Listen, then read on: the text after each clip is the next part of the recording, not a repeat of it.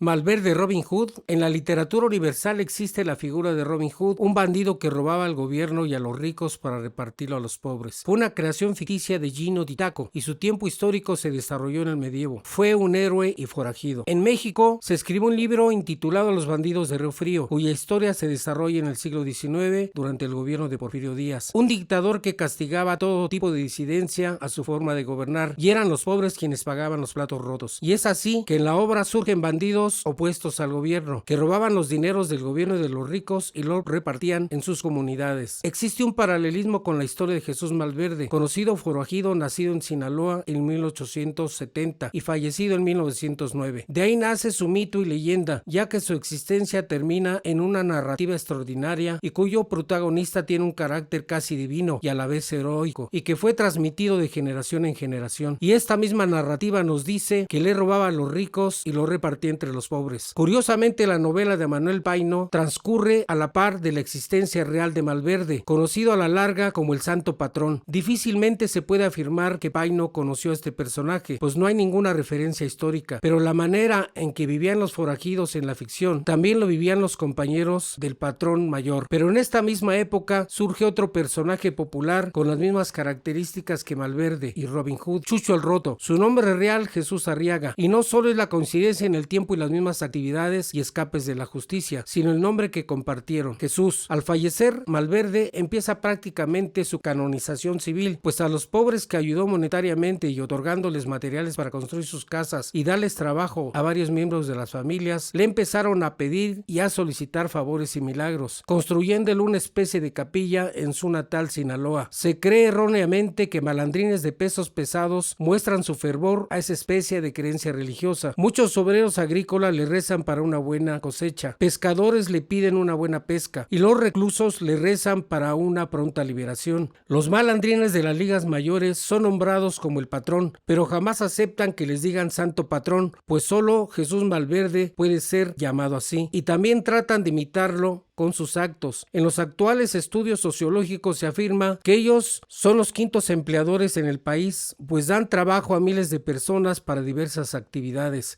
Construyen iglesias modernas con un enfoque similar a la capilla del mero patrón, construyen escuelas mejores a las de Guerrero, Oaxaca y Veracruz, reparten dinero para las fiestas patronales y contratan personajes de la farándula para amenizar el bailongo. Dan limosnas a la iglesia para que vean por su grey. Compran todo tipo de conciencias para reafirmar su poder y control. En los mercados de la Merced y Sonora se pueden conseguir imágenes y efigies de Malverde y venden todo tipo de oraciones según sea el milagro esperado. Te realizan limpias a su nombre para que te vaya bien en tus actividades diarias. Inclusive el corredor del Eje 1 Norte, que se encuentra en Tepito, vende todo tipo de mercancías referentes a este personaje. Prácticamente en todo Tepito se le adora, con una fe similar a una religión. Él y la Niña Blanca comparten créditos en el barrio. Si nos damos cuenta, la época medieval, el siglo XIX y el siglo XXI convergen en esta culturización de Robin Hood, los forajidos del XIX, el nacimiento del mito y leyenda del santo patrón del siglo XX y el fervor y religiosidad en torno suyo. La Iglesia Católica se quiso apropiar de la imagen de la Santa M, pero los creyentes de este culto jamás aceptaron tal expropiación y la misma Iglesia ya no lo intentó con la religiosidad del Santo Patrón, pues sus fieles devotos tampoco lo permitirían. Hasta la próxima con un tema interesante.